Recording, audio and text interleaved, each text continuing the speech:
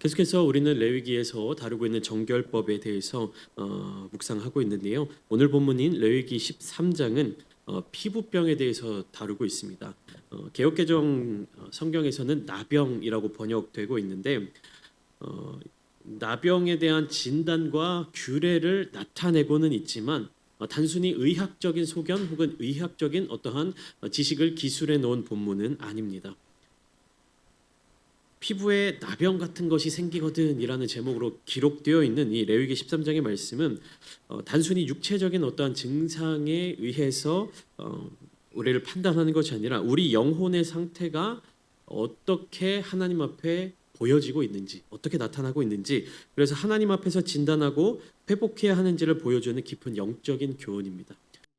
지난 시간에 나왔던 레위기 12장에서는 출산하는 여인 그 피 흘림으로 인해서 생기게 되는 부정함과 정결함에 대해서 설명을 드리면서 부정함과 정결함이 깨끗한 것, 더러운 것 이런 개념이 아니라고 말씀을 드렸죠. 간단하게 얘기해서 부정하다라는 것이 무엇이라고 말씀드렸습니까? 하나님 앞에 나아가지 못하는 상태라고 말씀드렸습니다. 정결한 상태는 무엇입니까? 하나님 앞에 나아갈 수 있는 상태. 부정한 상태는 하나님 앞에 나아갈 수 없는 상태라고 말씀드렸습니다. 그렇기 때문에 오늘 본문 말씀에 등장하고 있는 나병에 대해서 제사장이 왜 제사장이 판단을 내리느냐에 대한 답을 우리가 유추할 수 있죠. 나병이 단순한 병이 아니기 때문에 하나님 앞에서 이 사람이 정결한지 부정한지, 즉 하나님께로 나아갈 수 있는지 없는지를 판단하는 역할을 하기 때문에 제사장이 그 역할을 하는 것입니다. 그때 당시 이스라엘 민족들이 다니고 있었던, 살아가고 있던, 또 이제 적과 꿀이 흐르는 그 가나안 땅을 향해 나아갈 때 그 가나안 땅을 포함하여서 팔레스타인 지역은 물이 굉장히 귀한 장소였습니다. 그렇기 때문에 어떻습니까? 마실 물조차 아깝기 때문에 깨끗하게 몸을 씻기란 거의 불가능에 가까웠습니다. 그러니까 잘 씻지 못하여서 생기게 되는 어떠한 여러 가지 질병이나 피부병들이 이스라엘 자손들의 삶에 좋지 못한 영향력을 끼칠 수 있기 때문에 이런 부분을 반드시 경계해야만 했습니다. 그러니까 부정한 음식, 정한 음식을 먹느냐 마느냐의 개념에 대해서도 제가 간단하게 설명을 드렸죠. 그 지역이 워낙 더운 날씨이기 때문에 냉장고도 없고 어떤 뭐 조리 방법도 다양하지 않은 곳에서 먹고 큰 탈이 나지 않을 수 있도록, 그리고 어떤 가나안 땅의 여러 가지 우상 숭배의 문화, 그런 조리 문화를 받아들이지 않도록 하는 그런 개념이 포함되어 있다라고 말씀드린 것처럼 이 피부에 어떠한 증상이 나타나는 것이 그때 당시에 어떤 잘 씻지 못하는 물을 가까이 할 수 없는 그 환경 가운데에서 이스라엘 자손들 전체 공동체의 건강, 전체 공동체의 생존을 잘 지켜내야만 했던 것입니다. 사실 저는 이 레위기 13장의 본문을 이전에는 잘 이해를 하지 못했어요. 이게 왜 이렇게 되지? 이게 무슨 말이지? 잘 이해를 못했는데 한 몇 년 전 이제 코로나를 겪게 되면서 이 부분이 굉장히 쉽게 이해가 되더라고요. 우리가 코로나를 거치면서 이 나라뿐만 아니라 온 세계가 완전히 거기에 그냥 몰입되어 있어가지고 누구랑 같이 만나서 밥을 먹기만 해도, 누구랑 같은 공간에 있기만 해도, 버스 옆자리에 탔다고 해서 같은 목욕탕에 갔다고 해서 막 여러 가지 진짜 말도 안 되는 것들까지 다 점검하고 체크하면서 이것이 전염되지 못하도록 막 막는 그러한 경험들을 우리가 했었잖아요.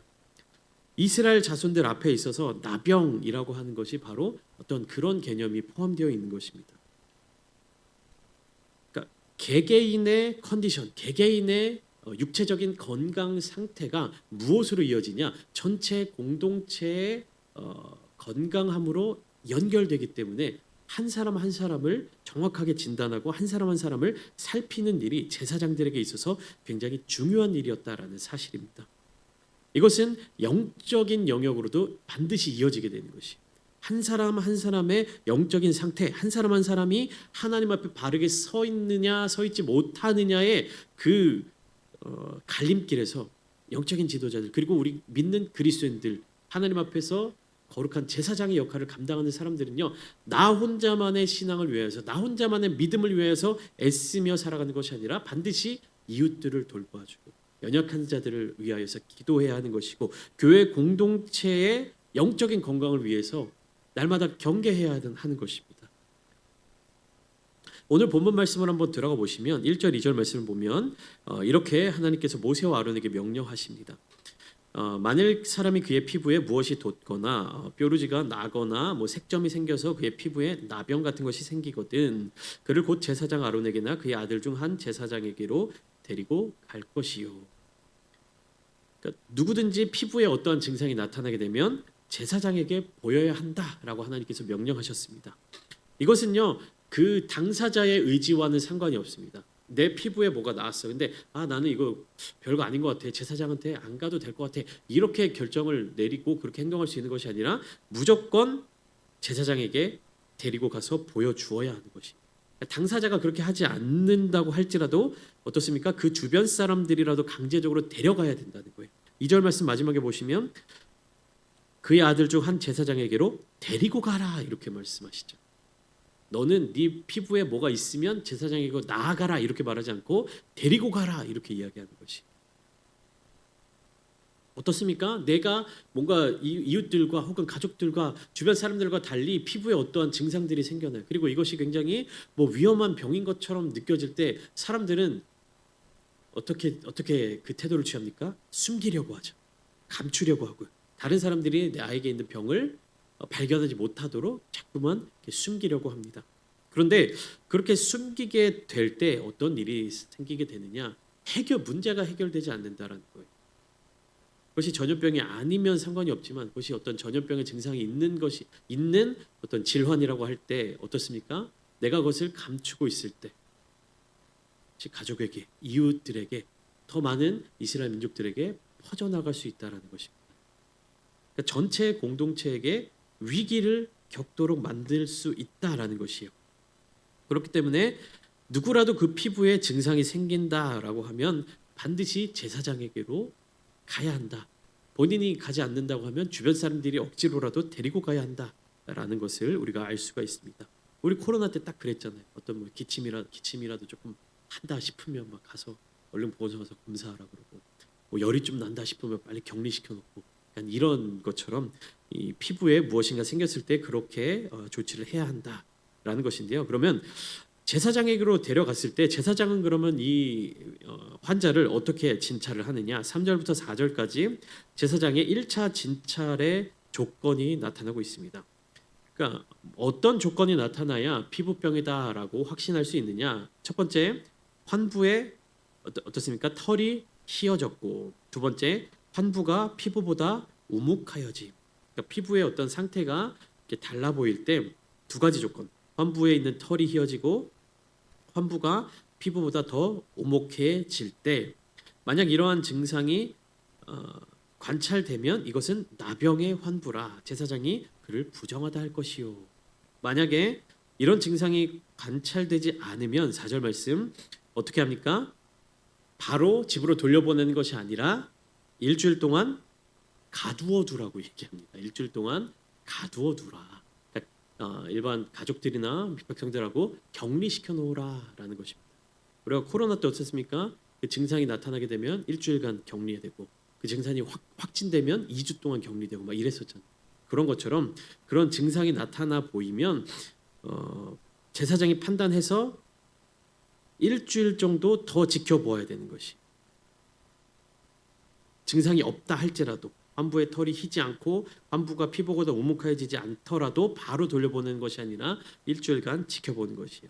그리고 5절부터 8절까지 제사장의 2차 진찰 조건이 기록되어 있습니다. 일주일 후에 5절이요. 이래 만에 제사장이 그를 다시 진찰할지니 그때 또 환부가 변하지 않고 병색이 피부에 퍼지지 않았으면, 그럼 어떻게 됩니까? 제사장이 그를 또 일주일 동안 격리해 놓아야 하는 것이에요. 자, 이해되셨습니까? 이게 쭉 읽다 보면요, 좀 헷갈리실 수가 있어요. 자, 처음에 피부에 어떠한 증상이 나타나는 사람이 있습니다. 그러면 제사장이라고 데리고 와요.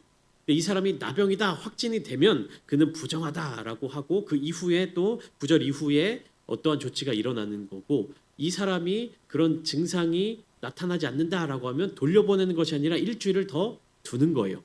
그리고 일주일이 지났습니다. 5절 말씀에 일주일 뒤에 다시 진찰했을 때 그때도 이제 환부가 변하지 않고 병색이 피부에 펴지지 않고 또 일주일이 지난 후 환부가 엷어지고 병색이 피부에 퍼지지 아니하였으면 그때는 이제 단순한 피부병으로 확진하여서 부정하지 않다, 정결하다라고 이야기를 하는 것입니다. 그러니까 쉽게 말하면 뭡니까? 내가 피부에 어떤 증상이 나타났는데 이것이 나병이 아니야. 아니더라도 며칠간 격리되는 거예요. 2주. 2주 동안 최소 2주 동안은 격리되는 것입니다. 그러니까 이것이 이야기하는 바가 뭐냐? 철저하게 진단을 했다라는 것입니다. 누가요? 제사장. 어떤 기준으로? 하나님의 명령대로. 그러나 정결하다는 판결을 받은 이후에도 병이 다시 피부에 퍼지게 되면 제사장에게 다시 가서 진찰을 받아야 되는 것이죠. 이때도 마찬가지로 병이 피부에 퍼지게 되었을 때 부정한 악성 피부병으로 확정될 수 있다라는 것입니다. 그러니까 완전히 그 증상에 대해서 전염병이 아니다, 나병이 아니다라는 확증을 받아야만 다시금 일상에서의 삶으로 돌아올 수 있는데 이 과정이 얼마나 우리가 상상을 해봤을 때 얼마나 피곤하고 또 얼마나 귀찮은 과정이겠습니까? 우리가 코로나 때도 어디 갈 때마다 뭐 어디 식당 갈 때마다 뭐 갈 때마다 열 체크하죠. 뭐 이렇게 간이 검진하죠. 그다음에 뭐 증상 같은 거 다 기록하죠. 연락처 남겨야 되죠. 얼마나 그런 여러 가지 귀찮은 일들을 다 하면서 그렇게 또 다녔습니까? 그것과 마찬가지로 제사장이 나병에 대해서 판단을 할 때는요. 인내와 통찰로 그 상태를 살펴보아야 합니다. 그리고 판단을 통하여서 내리는 결정은 뭐냐? 이 사람을 환자로, 그러니까 부정환자로 딱 진단을 내려서 격리하고자 하는 그런 목적을 가지는 것이 아니라 이 사람이 잘 회복되어서 다시금 공동체 안으로 돌아올 수 있게끔 하려는 것이 목적인 것이. 이 사람이 정말로 전염성을 가진 나병에 걸렸다. 그러면 공동체로부터 분리를 해놓는 것이에요. 왜요? 공동체 가운데 있으면 다른 공동체원들도 그 병에 전염되기 때문에. 그러면 이 사람을 격리를 시켜 놓았을 때 방치하고 이 사람을 무시하거나 이 사람을 멀리하고 소외시키는 것이 아니라 결국에 이렇게 가두어 둔다라고 성경은 표현하고 있지만 이렇게 격리시켜 놓는 이유는 무엇입니까? 이 사람이 잘 회복하여서 공동체 안으로 돌아올 수 있도록 만들어주기 위해 그렇게 격리한다는 것입니다. 그러니까 온 공동체를 살리는 것, 이 개인을 살리면서 동시에 온 공동체를 살리는 것이 바로 레위기 13장에서 주시는 하나님의 명령인 것이에요. 그렇기 때문에 그것을 진단하는 제사장은요 반드시 이것을 이러한 자세를 가져야 합니다. 무엇입니까? 1절부터 8절까지 우리가 함께 나눴는데 제사장이 그 환부를 진단할 때 내 기준이 아닌 하나님의 기준대로 진단해야 한다는 것입니다. 내가 내 눈으로 봤을 때 이거는 내가 그동안의 경험, 내가 제사장으로서 오래 사역하면서 내가 경험이 있는데 이거는 아닌 것 같아. 나병이 아닌 것 같아. 나병이 맞는 것 같아. 이렇게 판결을 내는 것이 아니라 무엇입니까? 하나님께서 명령하신 그대로 그 기준대로 진단해야 하는 것입니다. 제사장의 뜻대로도 아니고 그 병에 걸린 사람의 뜻대로도 아니고 누구의 뜻대로? 하나님의 뜻대로. 그러니까 내 상태를 스스로 진단하지 말라는 것이에요. 하나님의 기준 앞에 서야 한다는 것입니다. 여러분, 이 말씀이요 우리에게 깊은 깨달음을 줘야 되는 것이에요. 여러분, 죄는요 언제나 나에게 너그럽습니다. 내가 죄를 지을 때, 내가 잘못을 저지를 때 이 정도면 괜찮겠지. 이 정도면 괜찮겠지. 뭐 나뿐만 아니라 저 사람도 하는데, 나뿐만 아니라 저 사람도 하는데 다들 하는 일이야 라고 하면서 내가 스스로 나의 죄에 대해서 진단하는 모습들을 가지고 있단 말입니다. 그러나 하나님의 기준은요, 하나님의 심판의 기준, 하나님의 거룩하신 기준, 하나님의 공의로우신 기준은요 그러한 자기 합리화를 허용하지 않습니다. 하나님의 기준은 절대적으로 무엇에 있습니까? 심판의 유무에 있는 것이. 죄의 유무. 하나님이 죄라고 할 때 그것은요 내가 아무리 이유가 있고 설명을 할 수 있고 뭐 나만 그러는 것이 아니고 뭐 어떠한 이유, 어떠한 변명을 다 갖다 붙여도 그것은 죄입니다. 그러니까 제사장이 모든 나병에 대한 증상을 하나님의 명령대로 판단하고 진단하듯이 죄의 영역에 있어서도 예배의 영역에 있어서도 우리의 삶의 정체성의 그 부분에 있어서도 반드시 누구를 기준으로 생각해야 한다는 것입니까? 하나님을 기준으로 생각해야 한다는 것입니다. 여러분, 신앙생활은 내가 하는 것이 아니라요, 내가 한다라고 생각하지만 내 의지로 하는 것이 아니라 하나님의 뜻대로 성령의 도우심으로 해나가는 것이 신앙생활입니다. 그렇다는 것은요, 내 기준대로 살아가면 안 된다라는 것이에요. 하나님의 기준대로, 하나님의 뜻대로, 하나님의 인도하심대로, 하나님의 말씀대로, 하나님께서 주시는 은혜대로. 여러분, 우리는 얼마나 나 자신을요, 나의 기준대로 판단하는지 모릅니다. 그리고 그것이 잘못된 일이라는 것을 깨닫지 못해요. 너무나 자연스럽기 때문에. 성실하게 신앙생활 하시는 분들, 정말로 믿음생활 잘 하려고 노력하시는 분들도 이러한 실수에 빠지게 됩니다. 이것은요, 나의 교만함이라든지 나의 어떠한 그러한 고의적인 죄가 아니라 실수로도 충분히 이러한 상태에 빠지게 될 수 있어요. 내가 정말로 말씀을 사모하고 내가 정말로 하나님의 뜻대로 살고자 하고 내가 정말로 신앙생활 잘 하려고 그러한 결단을 내리고 그런 의지를 가진 분들도요, 이러한 실수에 빠지게 될 수 있다는 것이에요. 무엇입니까? 그 판단의 기준을 나에게 두는 거예요. 내가 세우는 것이에요. 내가 성경을 이만큼 많이 읽고 내가 이만큼 말씀 많이 듣고 내가 이만큼 성경 공부 잘하고 내가 이만큼 죄와 어떠한 하나님의 뜻에 대해서 잘 알고 있어. 그렇기 때문에 나에게 있어서 나에게서부터 하나님께로 나아가는 과정 없이 내가 생각할 때, 내가 판단할 때 하나님이라면 이것을 죄라고 생각하실 거야. 하나님이라면 이것을 죄가 아니라고 생각하실 거야. 이렇게 판단을 내린다는 것이. 말이 조금 어렵죠. 여러분, 이거예요. 뭐냐면 내가 누군가와 같이 대화를 나누고 내가 누군가와 같이 삶을 살아갑니다. 그러면은 그 사람이 무엇을 먹고 싶을까? 같이 식사를 하러 가야 될 때가 있습니다. 제가 뭐 성도님 같이 뭐 식사 뭐 점심 같이 드시러 가실까요? 이렇게 얘기할 때 그게 있잖아요. 이 사람이 좋아하는 메뉴가 있고 내가 생각했을 때 이 사람이 뭘 먹고 싶을까라고 생각할 때가 있잖아요. 그러면 우리는 이런 실수를 하게 돼요. 야, 너 뭐 국밥 좋아하잖아. 돼지국밥 좋아하잖아. 돼지국밥 먹으러 가자. 너 국밥 좋아하는 거 내가 다 봤어. 이렇게 하면서 상대방에게 어떤 상대방의 의견을 묻지 않고 내가 판단한 상대방의 식성, 내가 판단한 상대방의 어떠한 취향, 내가 판단한 상대방의 어떤 뭐 선호하는 것들, 이런 것들을 막 나도 모르는 사이에 그렇게 제안한 적 있지 않으십니까? 그러니까 우리가 하나님의 뜻대로 잘 살아간다라고 할 때에도 하나님의 말씀을 기준으로 해야 되는 것이지 내가 느낀 하나님을 기준으로 세워서는 안 된다는 것이, 이것을 여러분 잘 분별해야 합니다. 내가 생각하는 하나님의 성품, 내가 생각하는 하나님의 기준, 내가 생각하는 하나님의 공의로움으로 결정을 내려야 되는 것이 아니라 정말로 하나님의 기준대로 판단을 내려야 한다는 것이에요. 근데 우리는요, 정말로 신앙생활 잘 한다는 사람들이 이 실수를 특별히 많이 합니다.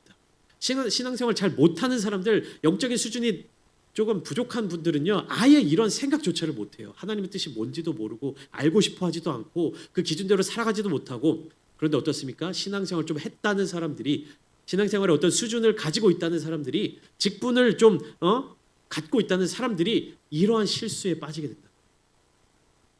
여러분, 말씀대로 하나님의 뜻이 어디에 있는가를 내가 판단하는 것이 아니라 정말로 하나님의 뜻을 구하십시오.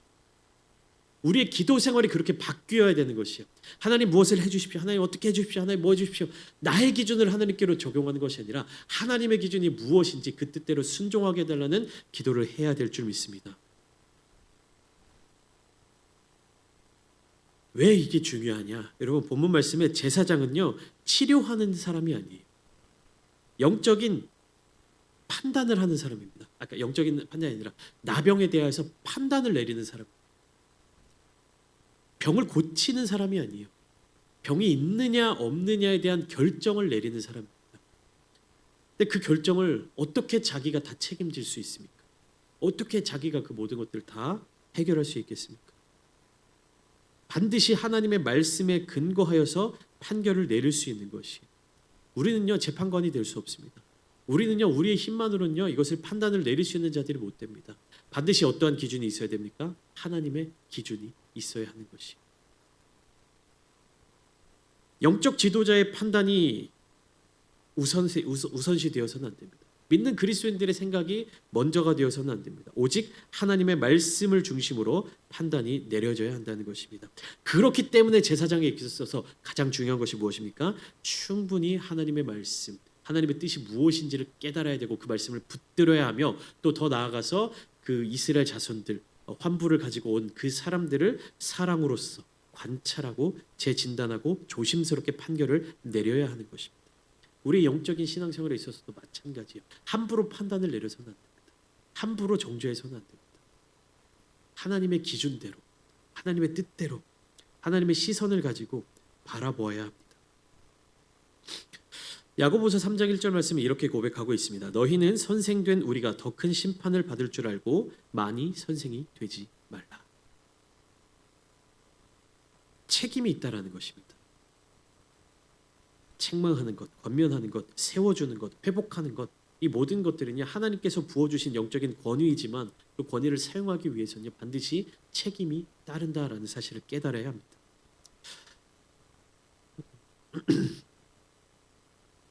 오늘 본문 12절 13절 말씀 가장 아이러니한 장면인데요. 이 본문만 함께 나누고 말씀을 마무리하고자 합니다.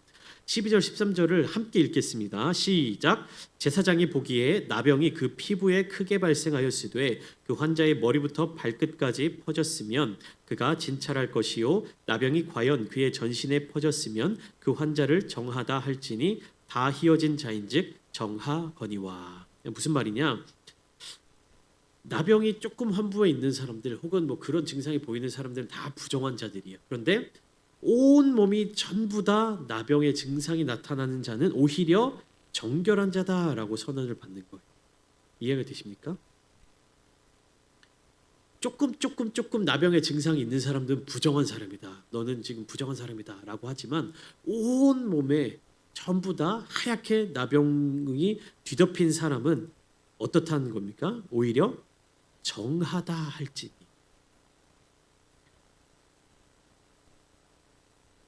그러니까 이게 굉장히 역설적인 것이죠. 부끄러운 것을 숨기고 죄를 숨기는 것, 그러나 조금씩 드러나는 것들은 반드시 격리되어야 되는 것이고 따로 가두어둬야 되는 것인데 온 몸이 다 이제 하얗게 된 나병으로서 뒤덮인 자는 정결하다라고 선언을 받는데 이것은 무엇입니까? 우리의 모든 것들이 다 드러나 있다라는 것을 의미합니다. 내가 아무리 감추려고 하더라도, 내가 부족한 것을 아무리 가리려고 하더라도 다 드러나 버린 사람은 오히려 정결하다라는 것입니다. 내가 나병이 여기 어깨 쪽에만 좀 있습니다. 가슴 쪽에만 좀 있습니다. 그럼 어떻게 합니까? 어떻게든 가리려고 하겠죠. 내 얼굴에도 있고요, 손에도 있고요, 발끝에도 있고요, 모든 곳에 다 있으면요 드러나 보이잖아요. 그때 하나님께서는 오히려 이 사람이 정결하다라고 말씀하시는 것이 하나님 앞에서 정결하다. 무엇을 뜻합니까? 하나님 앞으로 나아갈 수 있는 자. 하나님 앞으로 나아갈 수 있는 자. 하나님이 그러한 자를 불러주신다는 것이 우리의 영적인 나병도 마찬가지입니다. 우리의 모든 죄가 하나님 앞에 다 드러나 있는 자는 오히려 하나님께로 나아갈 수 있음을 고백하는 것입니다. 우리가 죄를 감추고 은밀하게 행하고 아닌 척하고 어떻게든 겉으로 드러나 보일 때 죄가 없는 것처럼 보이려고 하는 것이 아니라 나의 죄를 하나님 앞에 다 내어드리고 하나님께 항복하고 두 손 들고 나아가는 자는 하나님께서 오히려 더 깨끗하게 해주신다. 하나님께서 원하시는 것은 완전한 회개입니다. 겉모습을 치장한 신앙이 아니라 겉모습을 바꾸고 겉모습을 가려두는 그러한 신앙이 아니라 나의 모든 것들을 다 하나님 앞에 내어놓는 신앙입니다. 여러분, 우리는 모두 나병 환자들처럼 죄에 감염되어 있었던 존재들이었습니다. 스스로 회복할 수 없는 존재들, 판결을 기다릴 수밖에 없는 사람들이었습니다. 그러나 여기에서 핵심 메시지는요, 가두어두고 판단을 내리고 정죄하는 것이 아니라 온전히 회복하게 하는 역사가 이 사람에게 주어진다라는 것입니다. 하나님은 우리에게 회복의 길을 열어주셨습니다.